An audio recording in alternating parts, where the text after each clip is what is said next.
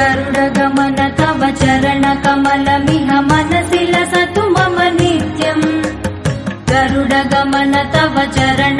Welcome to Bhojanalaya Tamil. இன்னைக்கு நம்ம போஜனாலயால பார்க்க போற ரெசிபி கேபேஜும் சோயா சங்க்ஸ் வச்சும் ஒரு பிரியாணி பண்ண போறோம். இது ஒரு லஞ்ச் பாக்ஸ் ரெசிபி தான். ரொம்பவே ஈஸியா டேஸ்டியா இருக்கும். டக்குன்னு பண்ணிடலாம். இப்போ இது எப்படி பண்றதுன்னு பார்க்கலாம். இந்த வீடியோ கூட போறதுக்கு முன்னாடி நம்மளோட போஜனாலயா தமிழ் சேனலை மறக்காம சப்ஸ்கிரைப் பண்ணிக்கோங்க. இப்போ இது எப்படி பண்றதுன்னு பார்க்கலாம். இந்த கேபேஜ் சோயா பிரியாணி பண்றதுக்கு அடுப்புல கொஞ்சமா எண்ணெயும் நெய்யும் கலந்து குக்கர்ல நான் ஆல்ரெடி காய வச்சிருக்கேன். இப்போ இதுல தாளிக்கிற சாமான்லாம் சேர்த்துடலாம். ஒரு பீஸ் பட்டை, ஒரு 2 கிராம்பு, 2 ஏலக்காய், இந்த கல்பாசி, அப்புறம் இந்த ஒரே ஒரு அன்னாசி பூ, அதுக்கப்புறம் ஒரே ஒரு பிரியாணி இலை, இதெல்லாம் நம்ம சேர்த்துடலாம்.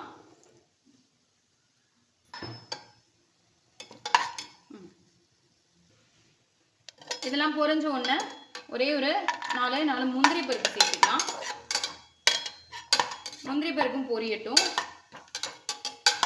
கொஞ்சம் கோல்டன் ப்ரௌன் ஆகட்டும். அதுக்கப்புறம் கோஸ் வந்து நான் ஒரு 100 கிராம் கட் பண்ணி வச்சிருக்கேன். நான் ஒரு 2 பேர் சாப்பிட்ற மாதிரி பண்ண போறேன். ஸோ 100 கிராம் கோஸும் உருட்ட பட்டாணி அதில் ஒரே ஒரு பிடிச்சி. இந்த கோஸ் நல்லா வதங்கின்னு இருக்கு. இப்போ காரத்துக்கு இதில் ஒரே ஒரு பச்சை மிளகாய் சேர்த்துக்கிறேன். நம்ம காரப்பொடி சேர்க்க போகிறோம், இருந்தாலும் அந்த வாசனையும் ஃப்ளேவரும் கொடுக்கறதுக்காக ஒரு பச்சை மிளகாயும் ஒரு 2 தக்காளி கட் பண்ணி வச்சுருக்கேன், அதையும் இதில் ஆட் பண்ணிக்கிறேன். 2 நிமிஷம் இது வதங்கட்டும். இந்த கோஸும் தக்காளியும் நல்லா வதங்கின்னு இருக்கு. இதில் கொஞ்சமாக கொத்தமல்லி கட் பண்ணி சேர்த்துக்கிறேன், பொடி பொடியாக நல்லா வாஷ் பண்ணிவிட்டு.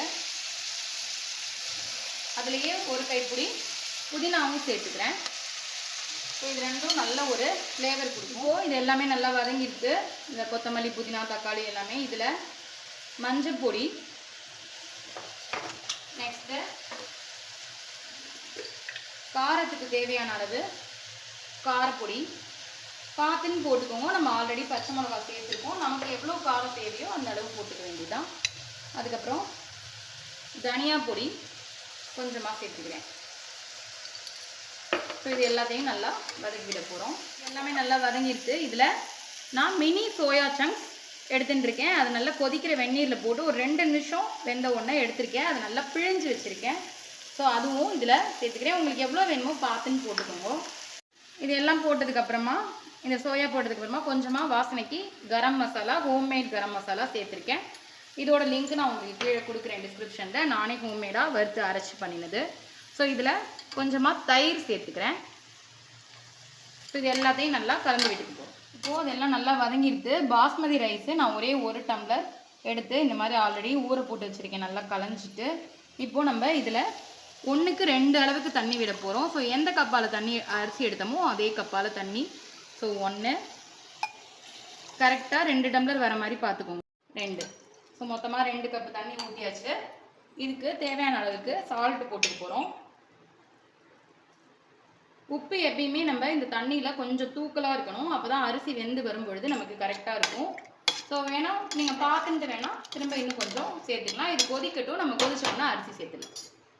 இந்த தண்ணி நல்லா கொதிச்சிருது. இப்போது நம்ம ஊற வச்சுருக்க இந்த அரிசி அப்படியே இதில் சேர்த்துற போகிறோம். இது நிறைய விசில் விட்டோம் அப்படின்னா குழஞ்சிரும். ஆல்ரெடி நான் 1/2 hour கிட்ட ஊற வச்சுருக்கேன். ஸோ இது வந்து நான் 1/2 hour ஆல்ரெடி ஊற வச்சுருந்ததுனால ஒரே ஒரு விசில் தான் விட போகிறேன். இதை அப்படியே நம்ம மூடி வச்சுட்டு ஒரு விசில் விட்டு ஸ்டீம் போனதுக்கப்புறமா பார்க்கலாம்.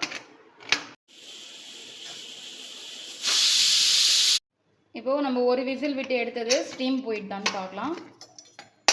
சூப்பராக ஸ்டீம் போயிருக்கு. இது பாருங்க, ஆனியன் கார்லிக் எதுவுமே நம்ம இதில் சேர்க்கலை. எவ்வளோ பொலன்னு ஜம்முன்னு வந்திருக்குன்னு பாருங்கள். ஸோ குழந்தைகளுக்கெல்லாம் இந்த சோயா சங்கு ரொம்பவே உடம்புக்கு நல்லது. நிறைய இதில் ப்ரோட்டீன்ஸ் இருக்குதுன்னு சொல்கிறா. ஸோ நம்ம இந்த மாதிரி லஞ்ச் பாக்ஸுக்கு ப்ரிப்பேர் பண்ணி கொடுத்தோம்னா குழந்தைகள் எல்லாருமே ரொம்ப விரும்பி சாப்பிடுவோம். எல்லாருமே சாப்பிட்லாம், ரொம்பவே டேஸ்ட்டாக இருக்கும். இதில் இந்த கேபேஜு, இந்த சோயா சங்க்ஸ் எல்லாமே சேர்ந்து நல்ல ஒரு ஃப்ளேவரும் டேஸ்ட்டும் கொடுக்கும். இதுக்கு ஏதாவது ஒரு தயிர் பச்சடி இல்லைனா சிப்ஸு அந்த மாதிரி தொட்டுன்னு சாப்பிட்டோம்னா அல்டிமேட்டாக இருக்கும். ரொம்பவே சிம்பிளான ரெசிபி. ஒரு 5 to 10 மினிட்ஸில் பண்ணிடலாம். லஞ்ச் பாக்ஸுக்கு ரொம்ப ஒரு ஆப்டான ரெசிபி. இப்போ ஸ்கூல் திறந்துட்டுங்கிறதுனால டெய்லியும் நம்ம என்ன பண்ணுறதுன்னு திங்க் பண்ணாமல் இந்த மாதிரி சிம்பிளான ரெசிபீஸ்லாம் நோட் பண்ணி வச்சுட்டு நான் வந்து இந்த மாதிரி சிம்பிள் அண்ட் ஹெல்த்தியான ரெசிபீஸ் தான் வந்து பண்ணி கொடுப்பேன். நீங்கள் என்ன மாதிரி ரெசிபீஸ் பண்ணுவீங்கன்னு எனக்கு மறக்காமல் கமெண்ட் பண்ணுங்க. திரும்ப ஒரு சூப்பரான ரெசிபியில் மீட் பண்ணுறேன். தேங்க்யூ. ராம் ராம்.